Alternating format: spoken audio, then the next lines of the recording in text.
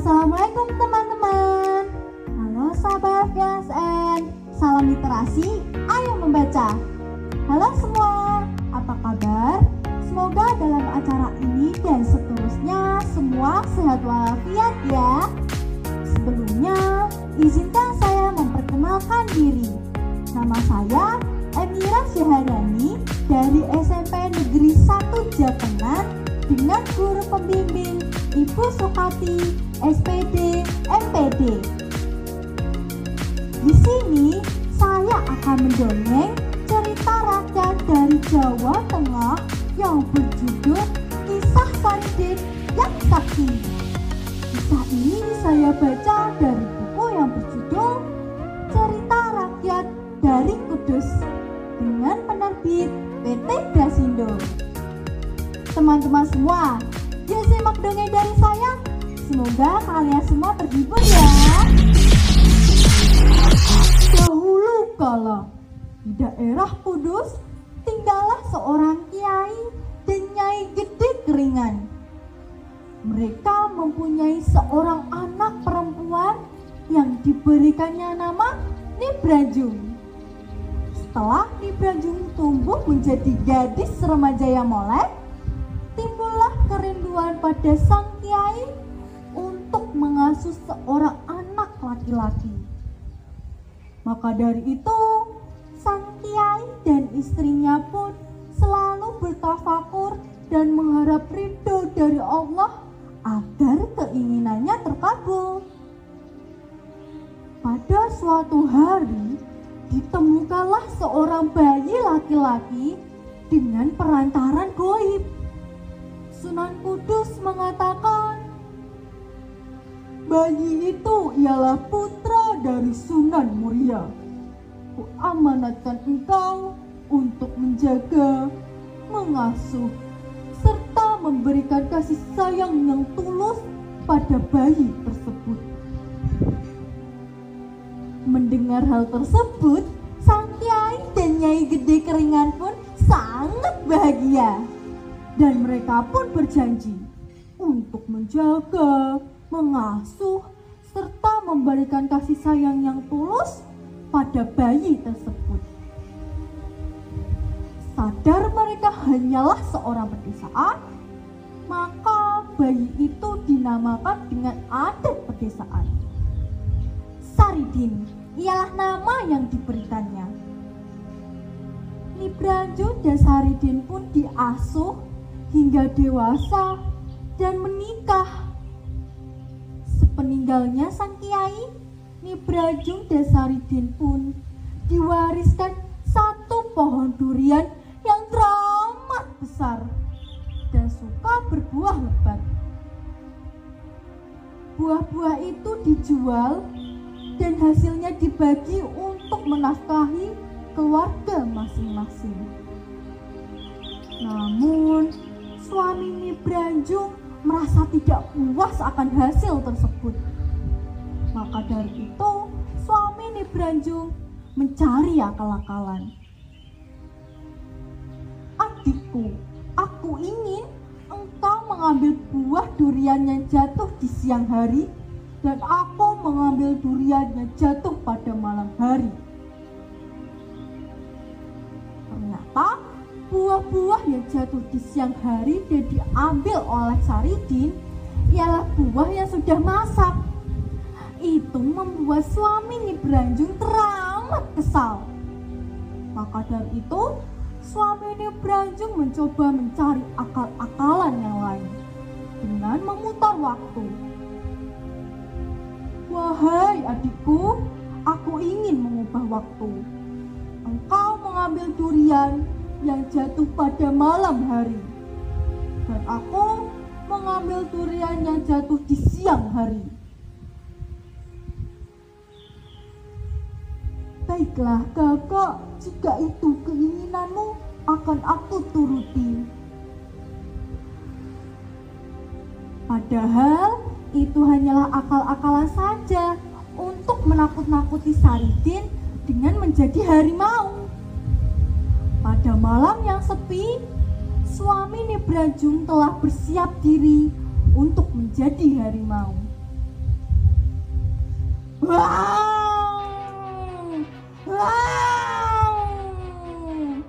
Rasa ketakutan, Saridin pun langsung mengambil celuritnya dan segera membunuh sang harimau tersebut. Matilah kau harimau, matilah engkau. Setelah membunuh harimau tersebut, Saridin teramat terkejut karena yang dibunuhnya bukanlah seekor harimau, melainkan kakaknya sendiri. Berita itu menyebar luas ke seluruh desa. Penduduk desa pun melaporkan kejadian tersebut pada sang adipati pemanten di Kadipati-Pati. Saridin, apa yang telah engkau lakukan hingga engkau membunuh kakakmu sendiri? Ampun, Kanjeng Adipati, hamba tidak berniat untuk membunuh kakak hamba sendiri. Hamba ingin membunuh seekor harimau yang ingin memangsa hamba. Maka dari itu, bebaskanlah hamba dari hukuman itu. Mendengar hal tersebut, sang adipati merasa ragu. Namun, dia hanyalah pemandang jabatan. Mau tidak mau, dia harus melakukan hukuman tersebut. Baiklah Saridin, tapi ketahuilah, hukuman itu hanyalah sebuah tiupan dari ayunan yang melambai. Maka dari itu, wajiblah kamu menerima hukuman tersebut. Setelah Saridin dipenjara, sesekali meminta izin untuk menjenguk istri dan anak-anaknya. Mendengar izin saja sudah muak, apalagi mengizinkannya. Pada malam yang sepi, Saridin mencoba mengamalkan ilmu saktinya. Seketika Saridin keluar dari penjara. Namun dia tidak langsung pergi menemui istri dan anak-anaknya, melainkan dia ingin berguru kepada Sunan Kudus. Di pondok pesantren, Saridin banyak melakukan hal-hal yang aneh, seperti menimba air dengan keranjang, bersembunyi di dalam kakus, dan yang lain-lain. Hingga Sunan Kudus pun menasihati Saridin. Saridin, engkau memang muridku yang sakti dan gagah. Tapi di sini bukanlah tempat untuk memamerkan kesombonganmu itu. Apabila kamu tidak mau berubah, maka aku akan mengusirmu. Setelah dinasihati, Saridin tetap tidak mau berubah, malahan makin menjadi-jadi. Hingga penduduk pondok pesantren pun mengusir Saridin. Secara terpaksa, Saridin melarikan diri dari pondok pesantren. Dia berlari menuju pasar sambil sesekali mengumpat-ngumpat dan mengejutkan banyak orang. Hingga salah satu penduduk pasar bertanya pada Sunan Kudus, "Wahai Sunan Kudus, siapa dia? Kenapa dia berlari-lari seperti orang gila?" "Dia adalah muridku. Dia bukan orang gila.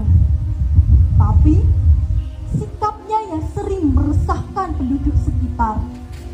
Maka dari itu, kuusir dia."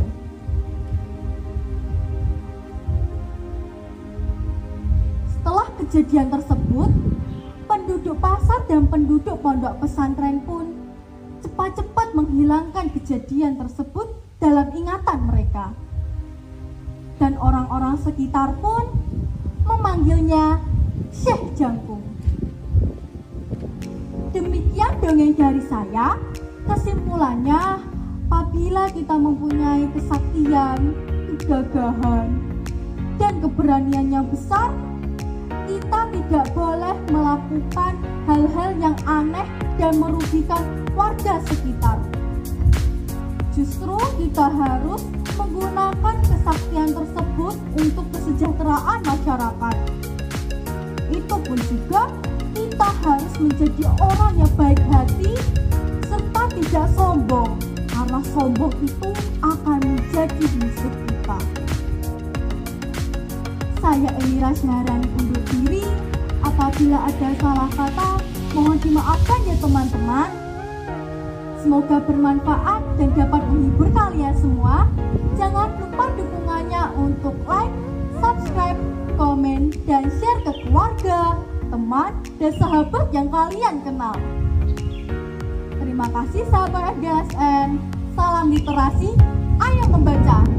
Wassalamualaikum warahmatullahi wabarakatuh. Sampai jumpa.